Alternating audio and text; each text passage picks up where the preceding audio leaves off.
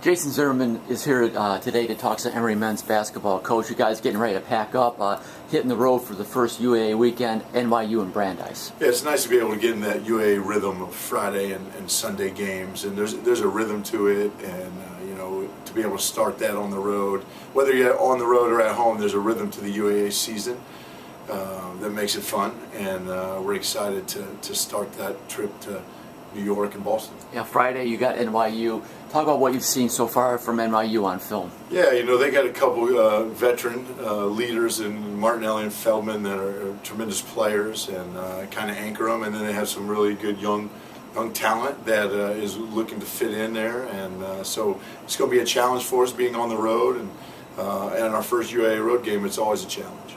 Coming off open last weekend, conference action with a win over Rochester. Obviously that game's in the books, but just give us a quick recap from what you saw, what you were pleased with from that game. I thought, only playing 3 games in 30-some days, right? It's difficult to stay in rhythm, and I thought our guys did a really good job of learning from mistakes we made in the Guilford game, and actually focusing throughout that whole week. We had a great week of practice leading up to the Rochester game. I thought they executed really well and played our best basketball of the year so far.